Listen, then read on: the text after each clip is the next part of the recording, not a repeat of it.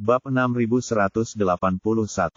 Warnia bisa mentolerir kelambanan manajer Chen. Tapi dia tidak bisa mentolerir dia menghancurkan merek bisnisnya. Karena ketidakmampuannya berdampak negatif besar pada toko barang antik, dia harus dipecat. Verifikasi seluruh hal juga merupakan proses yang harus dilalui kelompok untuk pemecatan. Menurut kontrak yang ditandatangani antara grup dan karyawannya. Ketika seorang karyawan melakukan kesalahan besar di tempat kerja dan menyebabkan kerugian besar atau dampak buruk terhadap kelompok. Kelompok dapat segera memutuskan kontrak karyawan secara sepihak tanpa membayar ganti rugi. Sebagai manajer umum, manajer Chen bertanggung jawab penuh atas semua bisnis toko barang antik. Kemarin, seseorang membawa Buddha perunggu dinasti Song Utara senilai 20 juta dan menawarkan ratusan ribu untuk dijual ke toko barang antik. Tapi dia menolak pihak lain. Sedangkan untuk memberikan 20 juta, ini jelas merupakan kesalahan serius. Selain itu, manajer Chen juga mencari kematiannya sendiri. Dia merekam videonya sendiri dan menyebarkannya sendiri. Yang setara dengan mengkonfirmasi sepenuhnya kesalahannya, dan tidak ada peluang untuk membalikkannya. Jadi, saat dia masih berharap masalah ini tidak sampai ke telinga Warnia.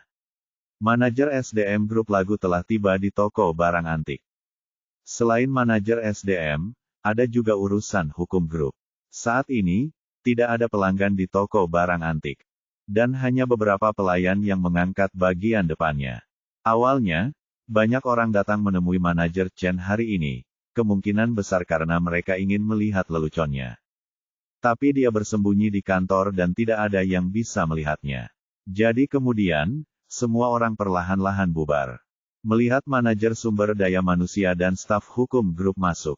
Beberapa pegawai mengira mereka adalah tamu. Mereka semua mengucapkan selamat datang dengan lesu, lalu menundukkan kepala dan melanjutkan urusan mereka sendiri. Manajer SDM melihat sekeliling ke beberapa orang dan bertanya, apakah manajer Anda ada di sini? Salah satu dari mereka berkata, manajer kami tidak akan menemui tamu hari ini. Jika kamu memiliki pertanyaan, katakan saja padaku. Manajer SDM berkata dengan dingin, saya adalah orang yang bertanggung jawab atas Departemen Sumber Daya Manusia Grup Song dan saya ingin bertemu manajer Chen. Dari grup, pria itu memandang manajer sumber daya manusia dengan ekspresi terkejut di wajahnya. Toko barang antik hanyalah sebuah toko kecil yang tidak mencolok di seluruh grup lagu. Orang-orang ini biasanya bahkan tidak melihat orang-orang dari grup.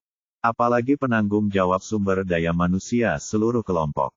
Manajer SDM langsung mengeluarkan lencana kerjanya, menyerahkannya kepada orang lain, dan berkata, tolong beritahu manajer Anda bahwa saya memiliki sesuatu yang sangat penting untuk didiskusikan secara langsung dengannya. Pria itu tidak berani melakukan kesalahan dan berkata dengan cepat, tunggu sebentar, saya akan pergi ke kantor manajer kita untuk melihat apakah manajer itu ada di sana. Setelah mengatakan itu, dia buru-buru berlari beberapa langkah menuju pintu kantor manajer Chen. Tanpa repot-repot mengetuk pintu, dia membuka pintu dan menerobos masuk. Manajer Chen sedang mengobrol secara pribadi saat ini untuk meminta rekan-rekan di industri barang antik membantu menghapus video tersebut. Namun, melihat trafik video tersebut meningkat, orang-orang tersebut enggan menghapusnya. Bahkan ada yang menolak membalas pesannya yang meminta penghapusan video tersebut. Mereka tidak membalas pesan atau menjawab panggilan. Namun ia menemukan bahwa pihak lain telah membalas komentar netizen di bawah video tersebut. Dan juga mengejeknya sebagai seseorang yang tidak berharga di komentar.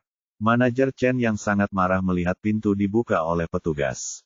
Dia tiba-tiba kehilangan kesabaran dan berteriak. Bukankah aku sudah memberitahumu? Jangan biarkan siapapun datang menggangguku. Apa kamu tidak mengerti? Petugas itu berkata dengan cepat, manajer, ada dua orang di luar.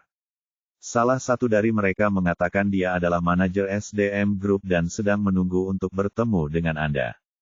Manajer Chen berseru, fesuk. Manajer SDM Group. Ya, petugas itu mengangguk dan berkata. Itulah yang dia katakan. Saya tidak tahu apakah itu benar atau tidak. Manajer Chen diam-diam berteriak di dalam hatinya. Pasti tidak ada hal baik yang terjadi saat manajer SDM datang menemuinya. Bab 6182. Memikirkan hal ini, dia menjadi semakin marah pada Ervin dan dengan cepat berkata kepada pria itu. Keluarlah dulu, taruh mereka di ruang VIP, dan beritahu mereka bahwa saya akan segera ke sana. Pria itu mengangguk, oke, manajer. Setelah mengatakan itu, dia berbalik dan berjalan keluar. Manajer Chen segera menelepon Ervin. Begitu telepon masuk, dia dengan marah berkata, Ervin, kamu benar-benar menyakitiku. Sekarang manajer SDM Group datang ke toko barang antik untuk menemui saya. Saya ragu ada kemungkinan besar saya akan dipecat. Jika kamu membuatku kehilangan pekerjaan, aku akan memberitahumu, masalah ini dan ide buruk ini adalah milikmu. Ervin langsung meledak mendengarnya. Dia berkata dengan marah, Manajer Chen, Anda harus berhati-hati dalam apa yang Anda katakan dan lakukan. Niat awal saya melakukan ini adalah untuk membantu Anda menjauhkan Liang Yun dari jalan antik. Saya tidak menyita 1 sen pun dari Anda dan tidak makan sedikit pun dari Anda. Sekarang kamu berpikir untuk membalasku sekarang, kamu terlalu tidak etis. Manajer Chen memarahi dengan marah, persetan dengan etika Anda yang tidak etis. Saya menjadi bahan tertawaan seluruh industri, semua karena Anda. Ingat saja kata-kataku, Ervin, aku tidak peduli jika kamu milik Tuan Orvel. Saya mengandalkan pekerjaan sialan ini untuk menghidupi keluarga saya, makan dan minum. Jika kamu berani memotong kekayaanku, aku akan bertarung denganmu. Manajer Chen mengancam dengan nada sinis. Kamu tidak mengira aku takut padamu ketika aku memanggilmu saudara Ervin. Aku masih mengetahui beberapa detail tentangmu. Bukankah kamu hanya menjadi anjing bagi Tuan Orvel? Jika Tuan Hong tahu bahwa keterampilanmu sangat buruk, dia mungkin akan menyuruhmu berkemas dan keluar. Ervin dimarahi oleh manajer Chen. Alih-alih berani membantah, dia malah merasakan hawa dingin di punggungnya. Dia benar-benar tidak menyangka kalau awalnya dia mengira satu hal bisa membuat 2 orang bahagia. Namun ternyata satu hal justru menjadi bumerang satu demi satu. Seseorang akan berselisih dengannya, dia sudah menduganya. Dan manajer Chen juga menempuh jalan yang sama. Apalagi manajer Chen yang juga seorang buruh menyebutkan kelemahan Ervin dalam satu kalimat. Jika masalah ini benar-benar sampai ke telinga Orvel, tanpa mengatakan apapun lagi. Has menjadi orang yang membuat permainan dan menjadikan dirinya sendiri ke dalam permainan. Itu sudah cukup membuat Orvel kecewa pada dirinya sendiri. Jika manajer Chen benar-benar mengungkapkan masalah ini, reputasinya akan hancur. Memikirkan hal ini, dia segera meminta maaf dan berkata sambil tersenyum. Chen, jangan khawatir, lebih baik tunggu sampai kamu bertemu dengan manajer Hartmu. Jangan khawatir, jika mereka benar-benar ingin memecatmu, aku akan membantumu menemukan caranya. Manajer Chen bertanya kepadanya, apa yang bisa kamu lakukan untuk saya? Bisakah Anda membantu saya memohon kepada Nona Song? Ervin terdiam sesaat. Warnia adalah ketua grup lagu. Baik dalam kekuatan pribadi dan status sosial, dia jauh di atas Orvel. Bahkan Orvel mungkin tidak bisa berbicara di depan Nona Song, apalagi dirinya sendiri. Ervin yang selama ini pintar berada di ambang kehancuran. Dia semakin menyesali serangkaian keputusan salah yang dia buat. Dan bahkan mau tidak mau mengangkat tangannya dan menamparkan mulutnya beberapa kali. Kali ini, pria itu mendorong pintu lagi dan berkata dengan gugup. Manajer SDM dari grup itu mengatakan bahwa dia harus menemui Anda secara langsung dalam waktu 3 menit. Manajer Chen sangat mudah tersinggung dan berkata dengan tidak sabar. Oke, aku mengerti. Kamu keluar dulu, aku akan ke sana sebentar lagi. Setelah itu, ketika anak laki-laki itu keluar, manajer Chen mengancam teleponnya dengan keras. Ervin, aku akan menemui manajer grup sekarang. Jika dia benar-benar di sini untuk memecatku, aku akan mengatakan yang sebenarnya padanya saat itu juga, dan aku akan menyeretmu bersamaku bahkan sampai mati. Bab 6183. Saat ini, Ervin benar-benar panik. Dia tidak pernah menyangka ingin memberi bantuan kepada manajer Chen. Namun kini Chen berbalik dan ingin menggigitnya. Namun, Ervin telah bekerja di masyarakat terbawah selama bertahun-tahun dan memiliki pemahaman yang sangat mendalam tentang sifat manusia. Dia memahami bahwa wajar jika manajer Chen membencinya. Sepertinya dia berbaik hati memberi tumpangan kepada orang lain, tetapi karena keterampilan mengemudinya yang buruk, dia mengalami kecelakaan dan membiarkan pihak lain menjadi lumpuh tingkat tinggi. Dan hanya bisa berbaring di tempat tidur selama sisa hidupnya. Dalam hal ini, pihak lain menganggap Anda harus memberikan kompensasi kepada mereka. Anda tidak bisa pergi ke ranjang rumah sakit, mengarahkan hidung Anda ke arahnya dan memarahinya, hanya untuk membalas kebaikannya. Seorang pencari nafkah seperti manajer Chen, yang memiliki keterampilan yang sangat terbatas, sebenarnya hanya mempunyai sedikit peluang untuk mendapatkan pekerjaan yang layak, menguntungkan, dan layak. Dan juga bisa menjadi pejabat perbatasan tanpa ada yang peduli atau bertanya. Dengan kemampuannya, kemungkinan menjadi manajer umum toko barang antik lebih rendah dibandingkan memenangkan lotre. Begitu pekerjaan nyaman yang diperolehnya dengan susah payah sangat dipengaruhi olehnya, dia pasti akan membenci dirinya sendiri sampai mati. Meski Ervin kini dianggap sebagai sosok berpangkat tinggi, ia tidak memiliki pengaruh di hadapan keluarga Song. Oleh karena itu, begitu grup lagu ingin mengusir manajer Chen, tidak mungkin dia dapat mempertahankan manajer Chen. Bukan saja dia tidak dapat mempertahankan pekerjaannya, bahkan sulit baginya untuk mendapatkan pekerjaan lain di industri barang antik. Lagi pula, dia benar-benar mempermalukannya kali ini. Oleh karena itu, situasi saat ini sangat jelas. Manajer Chen pasti akan dipecat, dan dia pasti akan mengekspos dirinya untuk menghilangkan kebenciannya. Saat itu, reputasinya di industri barang antik hancur. Jika Tuan Orvel atau bahkan Tuan Wade yang harus disalahkan, maka dia mungkin tidak akan memiliki apapun seperti manajer Chen. Terlebih lagi, Jacob akan mendarat di Dubai beberapa jam lagi. Dia harus memberinya jawaban yang memuaskan saat itu. Tapi bagaimana dia bisa membantunya mendapatkan kembali Buddha perunggu itu? Memikirkan hal ini, Ervin merasa seperti jatuh ke dalam jurang. Masa depannya yang menjanjikan telah dirusak oleh satu operasi liciknya. Saat dia tidak tahu harus berbuat apa, telepon tiba-tiba berdering. Peneleponnya ternyata adalah Master Cheng, penipu profesional. Dia sangat marah sehingga dia menjawab telepon dan mengutuk. Cheng, kamu masih berani meneleponku. Kamu telah merugikanku, tahukah kamu? Master Cheng juga khawatir dan berkata, Saudara Ervin, Buddha perunggu yang saya jual kepada Tuan Murong kemarin adalah yang salah. Saya mohon Anda membantu saya dan meminta Tuan Murong mengembalikannya kepada saya. Saya akan membayar 10 kali lipat harga untuk mengambilnya kembali. Ervin tiba-tiba meledak. Dia berseru dan mengutuk. Persetan denganmu, Cheng. Aku tidak mengganggumu, tapi kamu masih berani meneleponku dan menanyakan sesuatu padaku. Bukankah kamu seorang profesional dalam pemalsuan? Kamu tidak bisa membedakan hal-hal dari dinasti Song Utara atau akhir dinasti Qing. Mengapa kamu tidak melepaskan matamu dan biarkan aku melemparkannya ke tanah dan membuat suara keras? Ketika Master Cheng mendengar ini, dia tahu bahwa Ervin juga telah mengetahui hal ini dan berkata dengan cepat. Saudara Ervin, karena kamu tahu segalanya, aku tidak akan bertele-tele denganmu. Benda itu bernilai 20 juta. Murong menyuruhku pergi seharga 98,000. Bagaimanapun, ini agak tidak bisa dibenarkan, kan? Ervin gemetar karena marah dan memarahi, Oke, kamu benar-benar hebat. Biar ku beritahu, barang itu dijual ke Liang Yun seharga 300,000 yuan. Sekarang bukan hanya kamu. Jika Anda menginginkan sesuatu, Tuan Murong juga menginginkan sesuatu. Jika Anda memiliki kemampuan, pergilah ke nama keluarga Zhou untuk memintanya.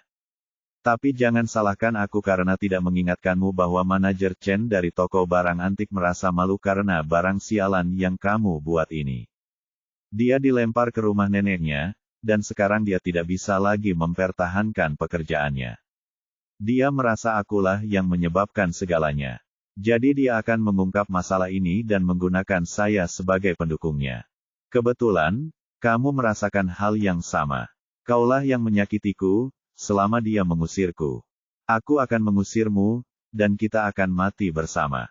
Setelah mengatakan itu, Ervin berkata lagi, saya masih dapat menemukan Anda di tempat itu.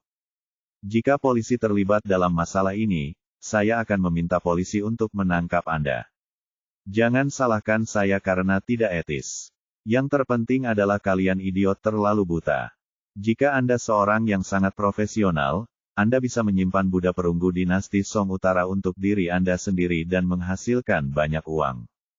Tapi Anda tidak tahu bagaimana berpura-pura mengerti, dan Anda menggunakan barang asli untuk dianggap palsu. Dan membuat barang antik untuk membuatmu terlihat seperti ini. Ini pertama kalinya aku melihat orang bodoh seperti itu. Ketika Master Cheng mendengar ini, suaranya bergetar ketakutan, dan dia buru-buru berkata, Kak Ervin, harap tenang, Kak Ervin, aku tidak bermaksud apa-apa lagi. Saya baru mendengar bahwa barang itu dijual seharga 20 juta. Saya benar-benar merasa tidak nyaman di hati saya. Anda juga tahu bahwa dalam bisnis saya, sekelompok saudara hidup dengan menunggang kuda, dan biayanya sangat tinggi. Setelah bekerja bertahun-tahun, saya belum menabung 20 juta. Akibatnya, saya melewatkan ini hanya dalam sekejap. Uangnya sangat banyak, saya pasti merasa tidak enak. Setelah mengatakan itu, dia dengan cepat menambahkan. Saudara Ervin, saya tidak menyangka masalah ini akan berdampak besar. Tolong berbaik hati dan jangan menikamku sama sekali. Ervin berkata dengan marah, saya tidak mengerti mengapa kalian tidak bisa mematuhi aturan bisnis. Tidak peduli Anda menjual tinggi atau rendah, apa yang Anda maksud dengan jual beli lagi? Apakah kamu tidak mengerti? Bab 6184. Pada titik ini, Ervin menjadi semakin marah ketika dia memikirkan Yakub dan bertanya dengan marah. Jika Anda seorang pemalsu, Anda mungkin tidak akan bisa keluar dalam 10 tahun. Kamu masih menjilati wajahmu dan meneleponku untuk meminta sesuatu. Apa menurutmu aku tidak tahu kalau barang ini dijual seharga 20 juta? Master Cheng terbatuk 2 kali karena malu, saya tidak. Kudengar barangnya dijual seharga 20 juta, jadi aku khawatir. Ervin memarahi, apakah kamu khawatir? Mengapa kamu begitu khawatir? Tidakkah Anda tahu logika cara kerja industri ini? Jika kamu menjualnya seharga 20 juta, apakah kamu akan mengembalikannya kepadaku? Mengapa Anda harus mengembalikan 20 juta yang Anda peroleh dengan mengambilnya? Pikirkanlah dengan beban 8,5 kilogram di pundak Anda.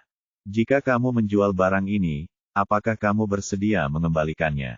Jika kamu membunuh semua orang yang ingin membantumu, kamu tidak bisa menyerahkan 20 juta, kan? Master Cheng ragu-ragu dan berkata, kamu menjadi makmur bersama Master Wu. Dengan kemampuanmu, jika kamu menemui seseorang bernama Zhou untuk meminta sesuatu, kebanyakan orang bernama Zhou tidak akan berani untuk tidak memberikannya. Persetan denganmu. Ervin menjadi semakin marah dan bertanya. Anda berencana untuk angan-angan. Apakah kamu memukul kepalaku? Apakah kamu pikir kamu bisa membodohiku dengan membantumu mendapatkan sesuatu kembali dengan mendaur ulangnya 10 kali? Dan saya dapat membantu Anda mendapatkannya kembali, meskipun Anda tidak tahu bahwa benda ini bernilai 20 juta. Benar-benar. Apakah kamu begitu tergila-gila pada uang sehingga kamu bahkan tidak menerima logika dasar bahwa 1 tambah 1 sama dengan 2? Master Cheng dimarahi oleh Ervin dan hanya bisa meminta maaf dengan panik. Maafkan aku Ervin saudaraku, aku minta maaf. Ini adalah kesalahanku. Jangan dimasukkan ke dalam hati. Biarkan saja saya tidak menyebutkan masalah ini. Saya akan menerima hilangnya 20 juta yuan. Mohon berbaik hati dan jangan menusuk saya. Aku telah berusaha keras untuk mencapai tempat ini, tidak masalah jika semuanya hilang. Jika aku tidak punya tempat, aku akan tamat. Keluarkan dia dari sini. Ervin mengertakkan gigi dan berkata, biar ku beritahu padamu, bermarga Cheng. Saya telah berkecimpung di dunia barang antik selama bertahun-tahun dan belum menghasilkan banyak uang. Tapi saya tetap mengikuti aturan. Jika Anda tidak menelepon saya, apa yang akan terjadi? Saya tidak akan mengklik Anda jika tidak terjadi apa-apa, tetapi panggilan yang Anda lakukan telah menghancurkan mentalitas saya. Saya akan meninggalkannya di sini hari ini. Selama manajer Chen menyodokku, aku akan segera menyodokmu, lalu aku akan menyematkan nama, nomor telepon, dan alamatmu di bagian atas lingkaran pertemananku. Dan kamu hanya bisa berharap untuk kebahagiaanmu sendiri. Karena itu, Ervin menutup telepon terlepas dari kenyataan bahwa Master Cheng di telepon masih memanggilnya Saudara Ervin, Saudara Ervin. Begitu dia menutup telepon, Ervin merasa sedih. Meski sudah lama terbiasa dengan kondisi dunia yang keras dan hati masyarakat yang stagnan. Dia tidak pernah menyangka bahwa di hadapan 20 juta orang, setiap orang akan kehilangan batasan paling mendasarnya.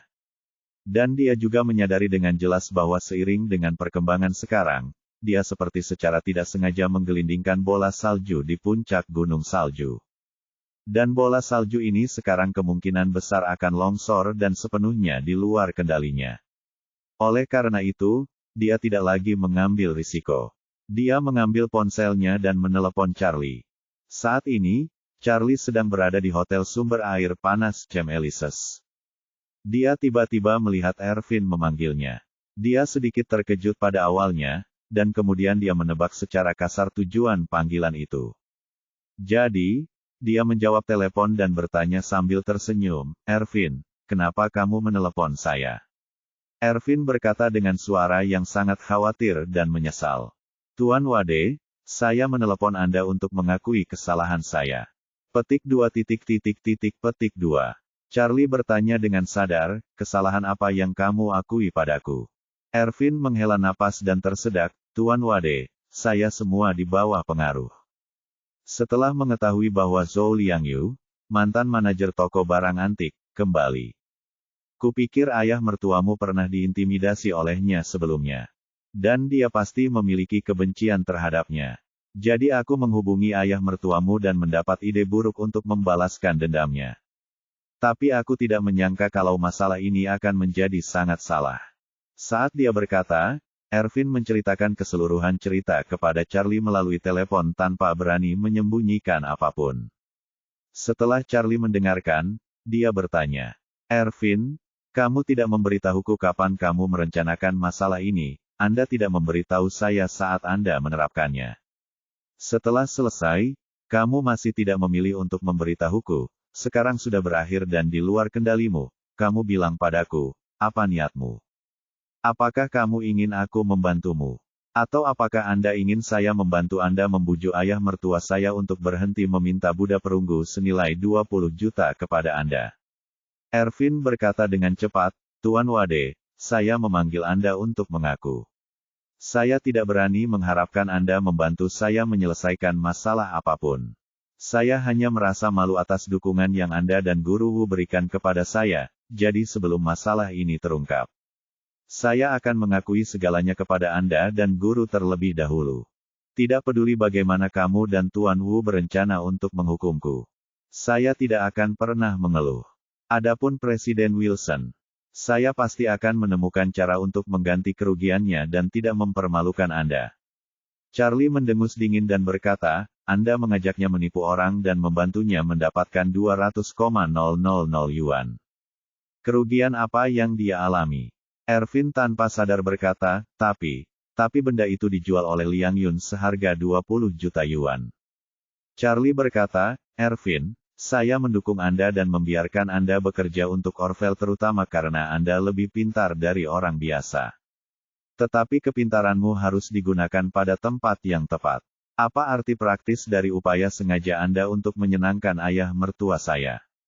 Apa menurutmu hanya karena dia mengucapkan beberapa kata manis kepadamu di depanku, aku bisa mengagumimu?" Pada titik ini, Charlie berkata dengan dingin, "Sudah kubilang Ervin, aku tahu level ayah mertuaku jauh lebih baik daripada kamu.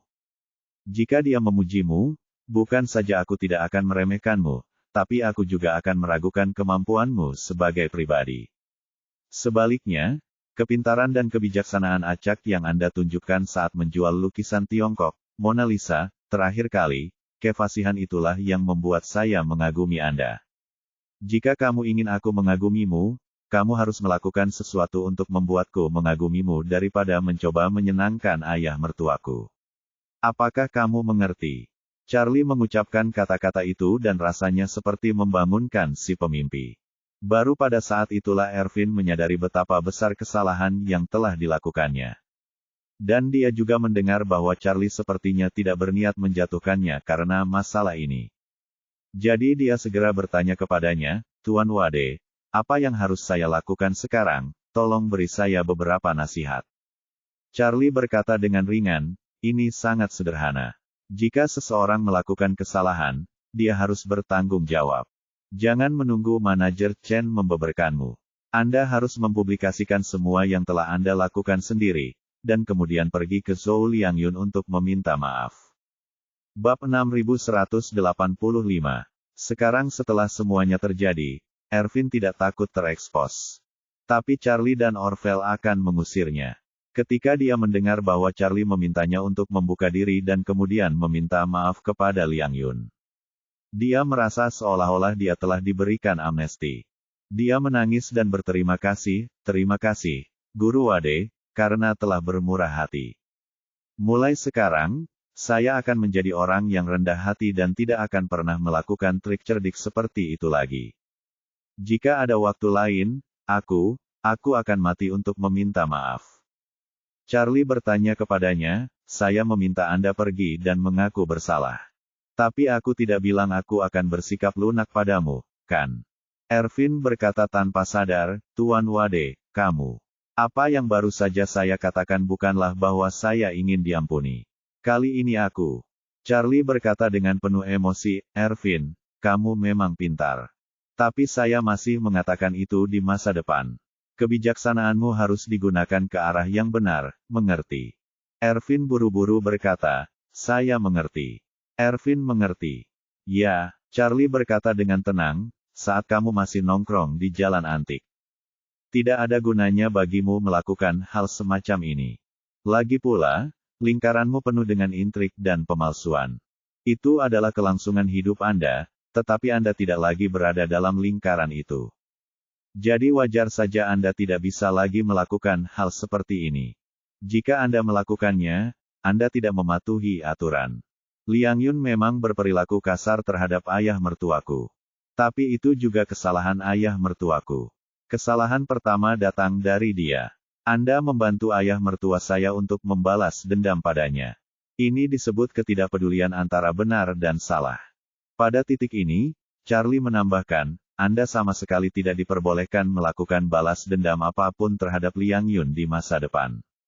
Jika tersiar kabar, orang mungkin mengira itu aku. Mereka bilang Charlie tidak tahu perbedaan antara benar dan salah. Dan aku memintamu untuk membantu ayah mertuaku melampiaskan amarahnya, apakah kamu mengerti?" Ervin berkata dengan cepat, "Tuan Wade, jangan khawatir, saya akan pergi ke Liangyun dan berlutut untuk meminta maaf di saat berikutnya. Dan aku tidak akan membuat masalah lagi dengannya. Bahkan jika Presiden Wilson mendatangi saya tidak akan menanggapinya." Setelah itu, Ervin bertanya kepadanya dengan hati-hati, "Tuan Wade, izinkan saya menjelaskan situasinya lain kali. Apa yang harus aku katakan tentang ayah mertuamu?" "Yah, aku seharusnya." Charlie bertanya kepadanya, "Apa itu? Kalau ada sesuatu yang disembunyikan, apakah masih disebut jujur?"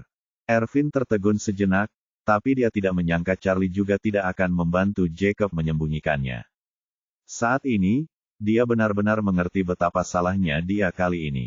Charlie bukanlah tipe orang yang tidak bisa membedakan mana yang benar dan mana yang salah. Karena ayah mertuanya lah yang pertama kali melakukan kesalahan. Bagaimana dia bisa menutupinya? Mustahil untuk melindunginya, apalagi membela dirinya. Dan dia sendiri bergegas membela Yakub. Mencoba menjilatnya. Bukankah ini menyanjung kaki kudanya? Memikirkan hal ini, dia dengan cepat berkata dengan rajin, "Baiklah, Tuan Wade, saya mengerti. Saya akan pergi ke jalan antik untuk meminta maaf kepada Liangyun. Dan kemudian tulis surat permintaan maaf dengan tulisan tangan, jelaskan dengan jelas apa yang terjadi." dan kirimkan ke lingkaran pertemanan. Ada banyak rekan lama di industri barang antik dalam lingkaran pertemanan. Dan seluruh kalangan antik kota akan mengetahuinya saat itu. Dia kemudian mengingatkan dengan bijaksana, ngomong-ngomong, Tuan Wade, Presiden Wilson mengatakan sebelumnya bahwa ada kemungkinan dia akan dipromosikan menjadi presiden. Jika masalah ini terungkap, meski polisi tidak dipanggil, hal itu tetap akan berdampak besar pada reputasi Presiden Wilson. Diperkirakan akan agak sulit baginya untuk menjadi presiden di masa depan. Tidak masalah. Petik 2. Charlie berkata dengan tegas, aku lebih tahu darimu siapa ayah mertuaku. Jika dia benar-benar diizinkan menjadi presiden, dia hanya akan menjadi orang miskin dan tidak layak menerima posisi tersebut. Jika dia tidak mendapatkan pekerjaan itu lebih baik bagi dia dan organisasi. Ervin berkata dengan hormat, baiklah, Tuan Wade, saya mengerti. Charlie berkata dengan puas, oke, kalau begitu saya akan menunggu dan melihat bagaimana kinerja Anda. Ervin merasa sedikit malu saat memikirkan Yakub dan berkata, Tuan Wade, Presiden Wilson sedang naik pesawat ke Dubai sekarang. Dia memberi saya tenggat waktu dan meminta saya memberinya jawaban yang jelas setelah dia turun dari pesawat dan mendapatkan kembali Buddha perunggu dari dinasti Song Utara. Jika aku tidak bisa memberikannya, aku khawatir dia akan meminta bantuanmu. Tidak masalah, kata Charlie. Aku akan membiarkan dia menyerah ketika saatnya tiba. Selain itu, saat dia merepotkanmu, kamu harus lebih tegar. Kamu tidak perlu merendahkan diri padanya hanya demi aku. Seiring waktu, Anda hanya akan membiarkan dia kehilangan lebih banyak lagi dan melangkah lebih jauh. Pada titik ini, Charlie berhenti sebentar dan melanjutkan. Sudah kubilang, Ervin, kali ini beruntung tidak ada kerugian yang menimpa orang lain. Kalau tidak, jika barang itu benar-benar palsu dan Liang Yun mulai menyelidikinya, mungkin kalian berdua bisa masuk penjara. Ervin takut dan segera memperjelas sikapnya. Tuan Wade, jangan khawatir, saya akan mengabaikan Presiden Wilson jika dia datang kepada saya di masa depan. Saya tidak akan pernah melakukan apapun untuknya lagi. Charlie bersenandung dan berkata, Ervin, aku punya tugas lain untukmu. Mari kita lihat apakah kamu bisa menebusnya. Ervin langsung heboh mendengarnya. Dia berdiri dan berseru, Tuan Wade, beritahu saya. Tidak peduli betapa sulitnya, saya akan berusaha sebaik mungkin untuk menyelesaikannya. Charlie berkata, saya tidak peduli metode apa yang Anda gunakan. Kamu harus membuat ayah mertuaku rela mengeluarkan uangnya, dan tidak bisa menyimpan 1 sen pun. Ervin tanpa sadar bertanya, Tuan Wade, apakah Anda ingin Presiden Wilson mengeluarkan keuntungan atau seluruh keuntungan dan pokok? Charlie berkata, yang terbaik adalah memuntahkan semuanya. Ervin segera setuju dan berkata, jangan khawatir, Tuan Wade. Saya pasti akan meminta Presiden Wilson mengembalikan seluruh 300,000 yuan. Charlie berkata lagi, kamu tidak diperbolehkan membantunya meminta uang yang dia keluarkan untuk membeli sesuatu. Kali ini kamu harus membiarkan dia merasakan sakit, mengerti? Jangan khawatir, saya mengerti. Oke, lanjutkan dan lakukan urusanmu. Ervin terus berkata, baik, Tuan Wade. Tuan Wade, aku akan menghadapinya sekarang juga.